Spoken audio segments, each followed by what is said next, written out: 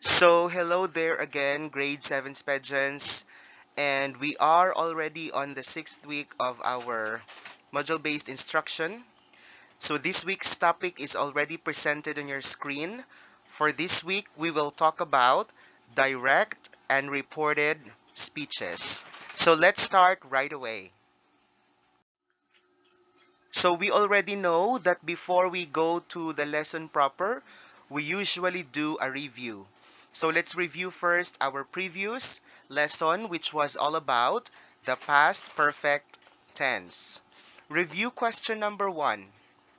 Can you recall how we change a verb into its past perfect form?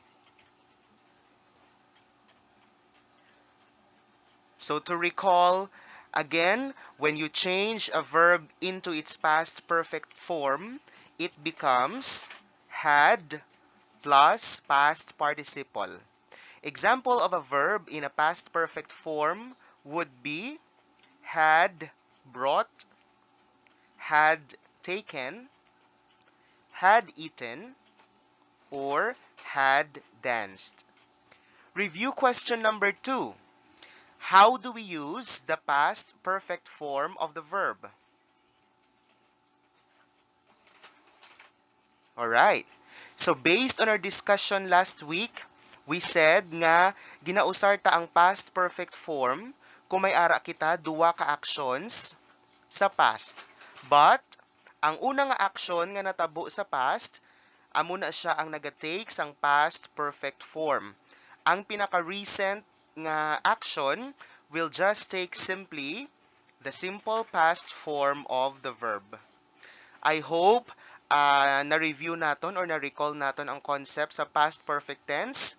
If hindi madumduman, kindly revisit the module that you have, or you can also rewatch the video that we made on past perfect tense. For our topic this week on direct and reported speeches, please take note of the following objectives. 1. Identify the features of direct and reported speeches.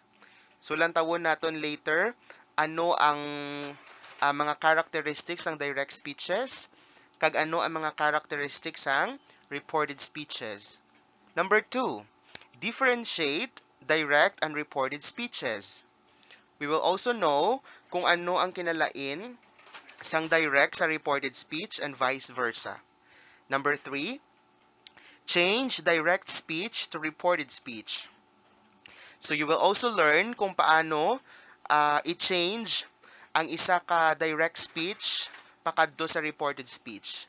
Lastly, use direct and reported speeches in sentences. So you are expected to use whatever you will learn during our discussion on direct and reported speeches. So kindly listen well and kindly try to absorb the learnings that I will be teaching you. So at this time, I expect or I guess you already have your modules with you and your answer notebooks. Kabalo na kamo usually kung ano aton ginahimo this point, di ba? So kindly answer what's in first bago kita magkadto sa aton discussion proper. Kindly get back to the video after answering what's in. I guess natapos na ang aton first nga alansiran sa aton module. So we can now proceed freely to our discussion. Let's talk about direct speech first. I'm telling you that our lesson actually for this week is not really hard. So just kindly open your minds and listen. Ano ang ginatawag naton nga direct speech? Okay, basahon tanay ang definition. A direct speech is the reporting of what someone said using the exact words with the use of quotation marks. So kabalo na kamo nga gina-highlight naton usually ang mga important nga concept sa aton nga meaning or definition. So gin-underline nanda ni sir ang using the exact words kag ginpula ko man kag gin-italicized ang quotation marks. So sa aton pa, direct speech ang ginatulok nimo kung ang ginhambal amo gid siya kung paano ginhambal sang speaker. Okay? Kag mabal-an mo man nga direct speech ang imo ginalantaw kung may ara, quotation marks. Okay? So kung lantawon nato ng examples, example sa letter A, you have there, Lizelle said, I like your storybook. So, ina nga sentence is an example of a direct speech. Kay nga aman, may ara siya sang quotation mark. Kag ang nasulod sa quotation mark, ang statement or ang sentence nga ara sa sulod sang quotation mark, amo na siya exactly ang ginhambal sang aton speaker. So, who is the speaker in our first sentence? Okay, so we have there the speaker, Lizelle. Okay, so again, ang example A, amo na siya ang itsura sang aton nga direct speech. Okay, let's take another example. Letter B, Hannah said, I learned to skate last week. Once again, ang aton nga example letter B is an example of a direct speech. Kay may ara sa quotation mark. And at the same time, ang sentence nga ara sa sulod sang quotation marks, amo na siya ang exactly nga ginhambal sang speaker. By the way, basi may ara kita dira, hindi ka kilala sang quotation marks. Ang quotation marks, ari ang duwa ka kudlit nga naga-open kag naga-close sa aton direct speech. Okay? So, ang ini nga format makita naton usually sa mga libro or sa mga stories, magbasa kita. So, once again, ang panawag sa nga statement kung makita ta ina, direct speech. Okay? I hope klaro na. On the other hand, ano naman niya ang ginatawag naton nga reported speech? Okay, ang reported speech is the reporting of what someone said, not using the exact words. O, ginpadako gid ang word nga not, but silingon, you just assumed or ginpakot-pakot mo nga amo na ang iya ginhambal, wala mo ginbutang sa sentence exactly ang iya nga words. Okay? And the second most important difference sang reported speech sa direct speech is that a reported speech does not use quotation marks. Okay? So, ang reported speech may quotation marks, wala.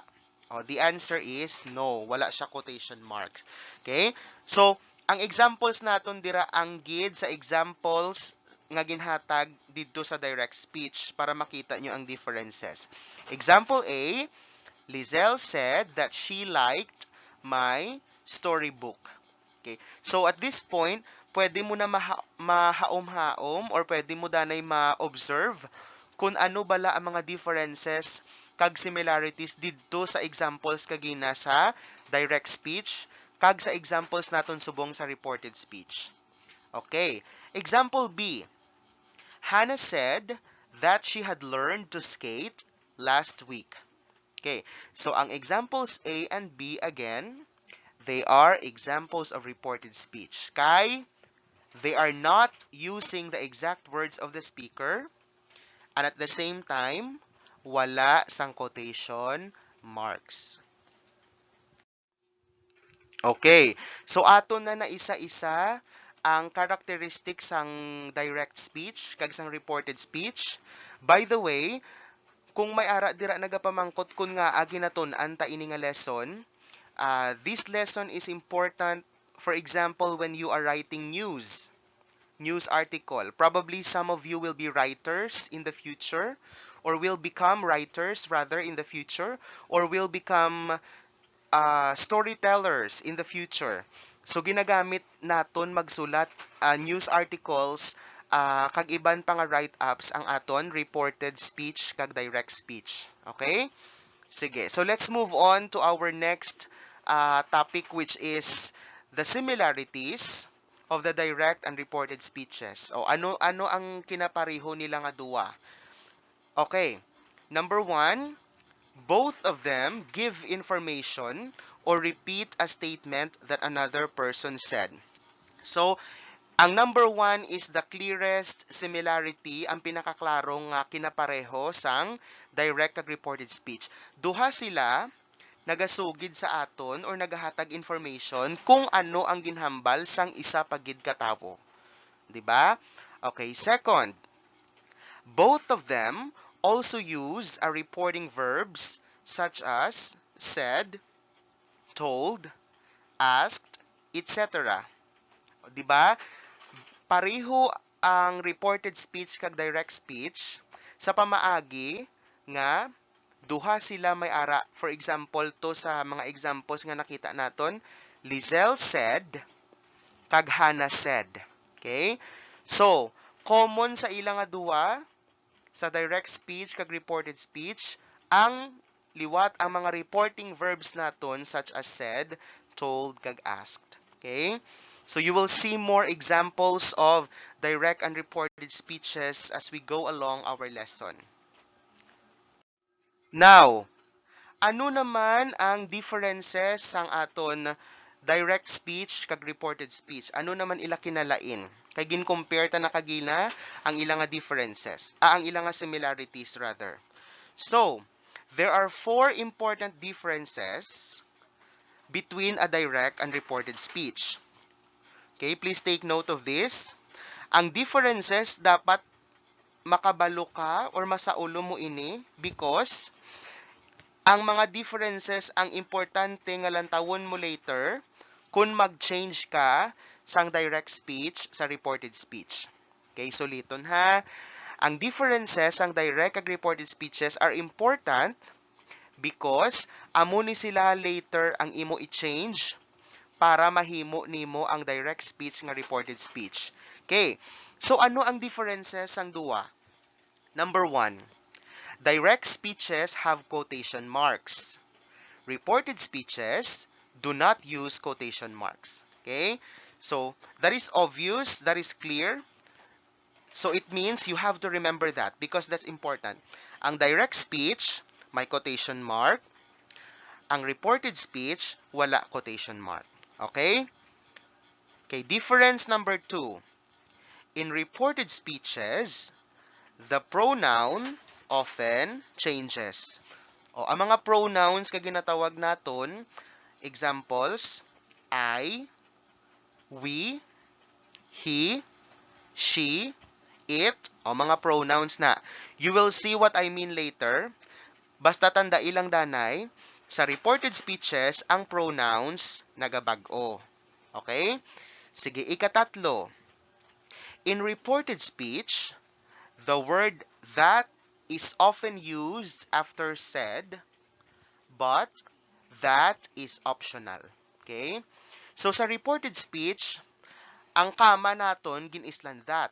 Kung na-notice nyo kagin ng example, atong sa reported speech may ara na Lizelle said that, nan. And the other one is Hannah said that. So sa aton reported speech, nagausar kita sang word nga that. But, may ara but ha, that is optional. Maghambal kita optional, pwede may ara, pwede man wala. Okay? So once again, don't worry because you will see an example later kung paano natin i-change ang direct sa reported speech. Right now, ma-focus ta danay sa ilang differences. So ang reported speech may that, ang direct speech wala that. Okay? O last difference. The verb in reported speech changes in tense. Okay? So kabalo na kita sa ginatawag nga verb. Kay aton mga previous lessons na discuss na naton. But to recall, a verb usually is an action word or a word that states a condition or situation. So maghambal kita for example, brought, bring, that is a verb. Jump is a verb because it's an action word. See, what else? Eat, pati ang aton nga am, is, are. Mga verbs na sila. So, ang ikaapat nga difference, ang verb sa reported speech naga-change. Okay? Kung i-change naton ang direct kag reported speeches. And here we are already in changing a direct speech to a reported speech. Okay, so ma-changing na kita, kag balik ka gina sa akong ginhambal, para makabalo mag-changing, halin sa direct speech pakadto sa reported speech, balik ka to sa apat ka differences nga gin-discuss naton sa previous slide, kay those four differences will guide you in changing a direct speech to a reported speech. Okay, so I have two sentences on your screen. Lizelle said, comma, open quotation, I like your storybook, period, close quotation. The other one, Lizelle said that she liked my storybook. Okay, which among the two sentences is an example of a direct speech? O diin ang direct speech naton? Very good, ang ara sa babaw. Ang sa dalom, that is a reported speech. Now, lantawa kung paano gin-change ang direct speech sa reported speech. Di ba una, we said that a direct speech has quotation marks, whereas reported speeches do not have. So, ang una nimo nga ginhimo para ma-change ang direct sa reported speech is gindula ang quotation marks. Di ba? Okay. Ikaduwa, the second differences talked about pronouns. So, may adjustment sa aton nga pronouns. Now, kung na-notice ninyo, ang statement sa direct speech, hambal, Lizelle said, I like your storybook. Now, kung insindihon naton, if we use our common sense, we know na ang I dira refers to Lizelle. Diba? Now, in Lizelle's case, she's a girl. That's why, ang I naton, halin sa direct speech, nag-take kita adjustment, it became she. Kay hambal gani isa ikaduwa nga difference sang aton nga direct ag reported speech, kinanglan i-change naton ang pronoun. Another one. So ang I nahimo she, may ara pa nakita nga pronoun difference. Oh yes. I like your storybook. Kay ginaistorya ka ni Lizelle kuno abi, di ba? So that's why ang pronoun nga your became my. Diri sa aton nga reported speech. Okay? So may ara pa wala na. O wala na. So nakuha ta na ang quotation marks. Naka-adjust na kita sa pronoun. What comes next? Ang ikatatlo is that ang word nga that. 'Di ba? So ang comma, ari nga comma, sa aton nga direct speech becomes that in our reported speech. Pero I said kagina sa discussion, ang that is optional. Subot silingon, pwede ko na siya kwaon. So you can either have pareho sina sa makita nyo dira, Lizelle said that she liked my storybook, or pwede man, Lizelle said she liked my storybook. Wala that. Because again, that is optional. Okay, can you follow? I hope so. And katapusan, ang aton kuno nga verb sa direct speech, naga-change ang tense. So, ano ang verb naton sa aton nga direct speech? Sa sentence nga, I like your storybook, ano aton verb? Kasi syempre ang said, king copy mo lang na. Ang reporting verb, you just simply copy it. Okay? So, ang verb naton is like. Diba? So, kung simple present ang verb, you will learn that later. The verb becomes simple past. Diba nagdugang kita di? Nan. So, kompleto na ang aton steps. Una, ginkuha ang quotation marks. Ikaduwa, gin-change ang pronouns. Ikatatlo, gindugangan word nga that sa reported speech. And number 4, gin-change naton ang simple present nga verb pakadto sa simple past. So these are the 4 steps that you have to perform para ma-change ang direct speech sa reported speech. Let's have another example. Let's read the sentences all together. Mark said, John will take a break from work. Mark said that John would take a break from work. Okay, so we have sentence 1 and sentence 2.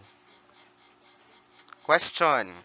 Diin nga sentence ang reported speech. Correct. Ang sentence number 2. Ang sentence number 1 is direct speech. Kaya may quotation mark. Okay. So, i-change na liwat. What will we do first? Kuhaon ang quotation marks. So, sa number 2 nga reported speech, wala na quotation marks. Step number 2. Make adjustments with the pronoun. So, ang sentence, John will take a break from work. So, si John is a third person. Ikatatlo nga tao. But sila yung ginaistoryahan nyo siya. So, there's no need for you to change John and make it a pronoun. That's why si John, John man yapon.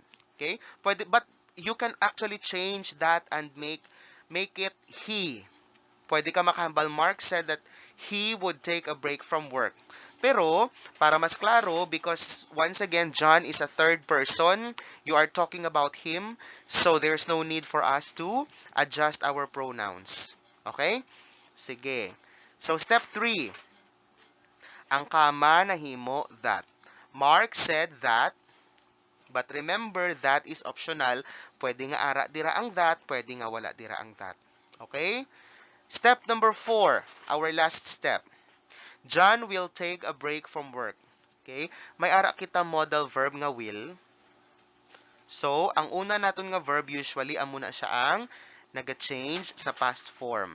So, ma-adjust kita ang will na himo would. So, basically, ang gin-perform ta lang is step 1 and step 4.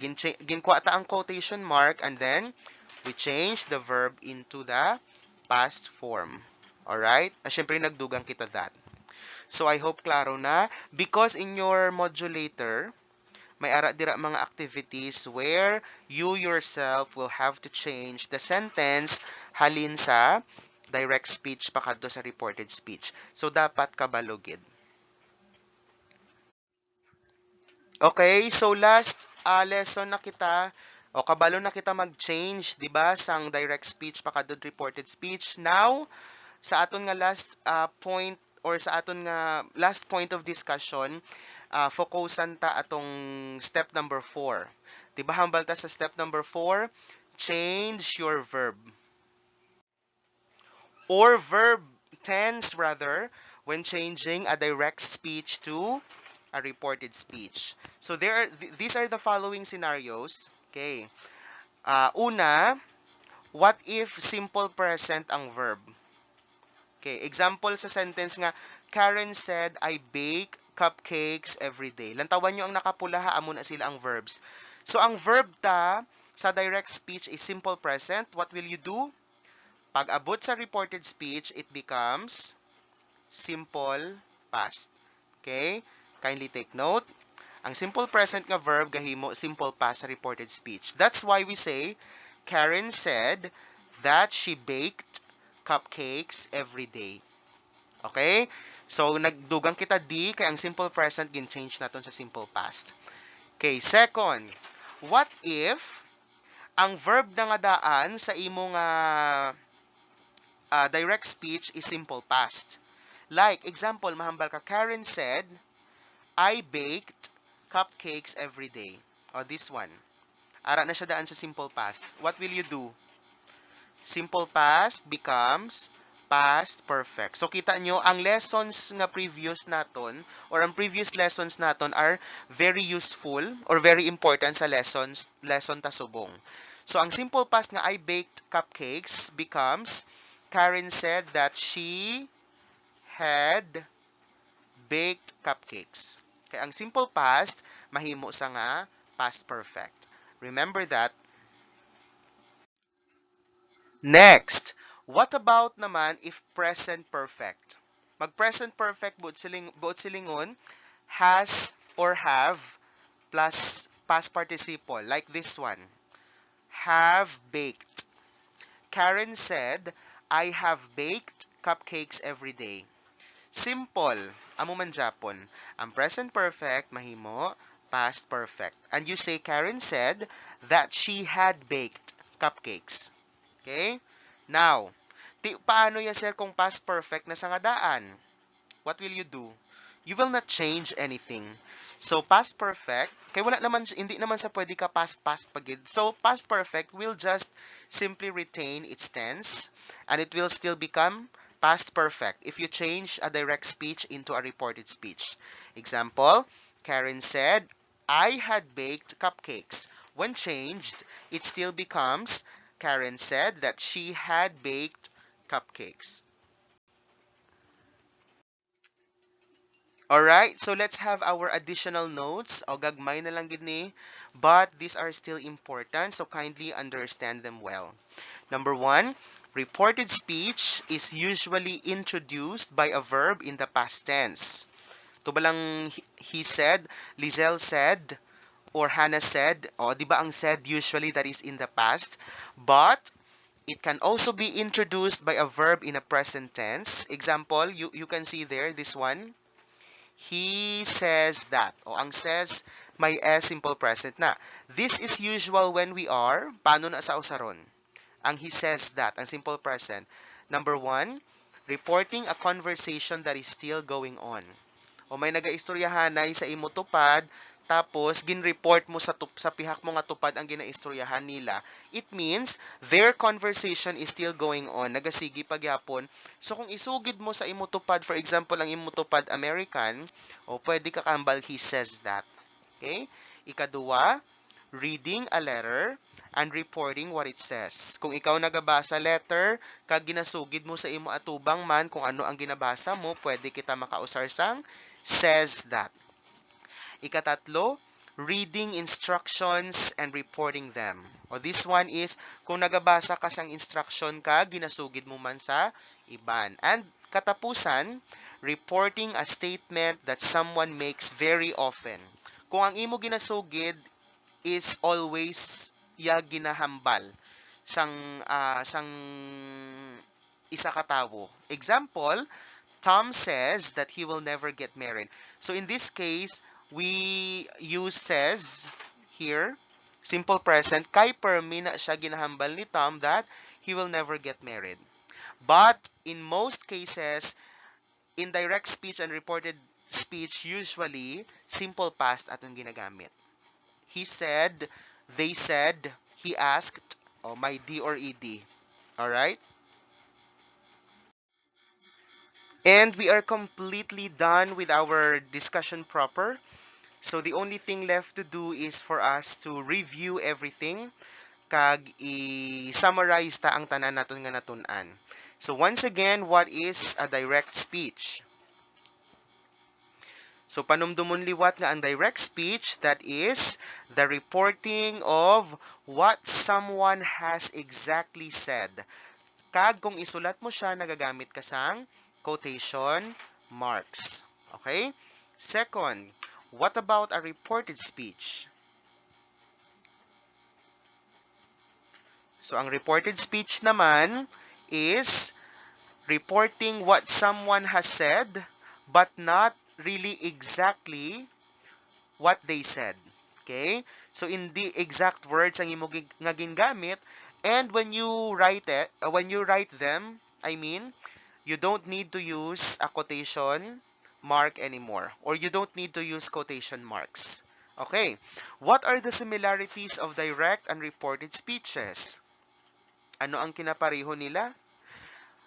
Ang direct speech kag ang reported speech pareho nga naga-report sa iban nga tawo kung ano ang ginhambal sang isa ka tawo.